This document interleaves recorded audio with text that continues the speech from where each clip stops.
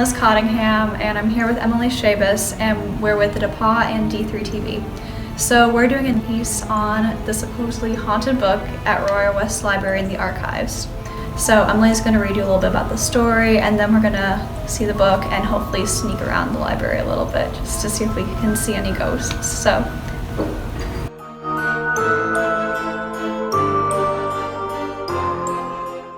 When was this whole ghost story kind of brought to your attention?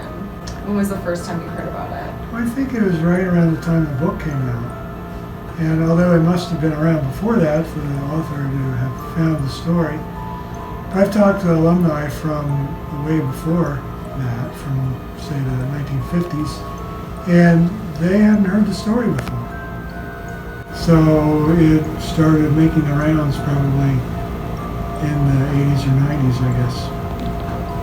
We had a student just about 2 weeks ago. She came in, her friend works here. So she heard from her friend that we had the haunted book here, so she wanted to see it. And I went and got out of the safe just like I did tonight, and she looked at it, opened up and read a little bit. She wants to come back and look at it again. So every year, students like to see it.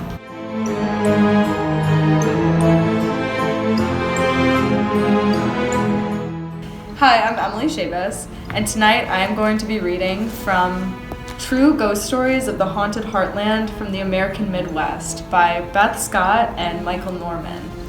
And we're going to dive into a story about a haunted book here in our own library on this campus in Royal West.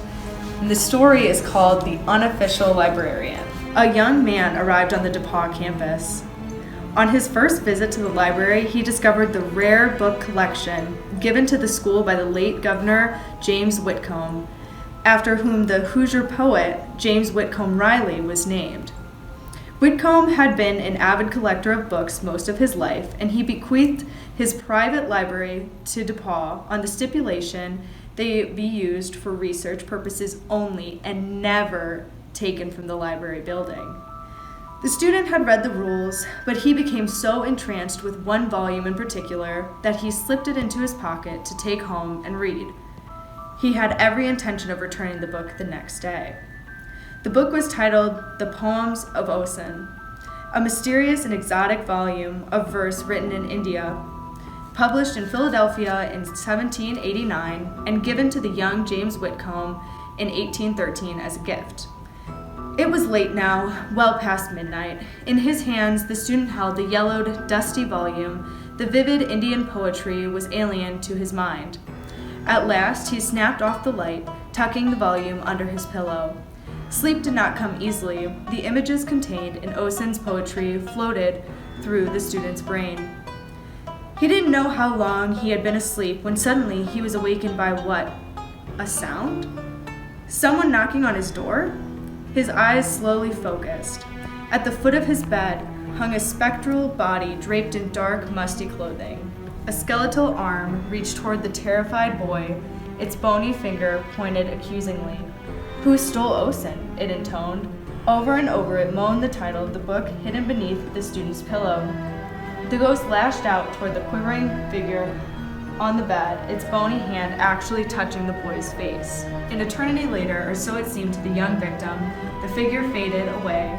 The student shivered in a protective crouch at the head of the bed. For the rest of the night, he did not move, fearful the specter might return. The woman at the library's main desk was startled by the breathless student who raced up to her as the doors were unlocked.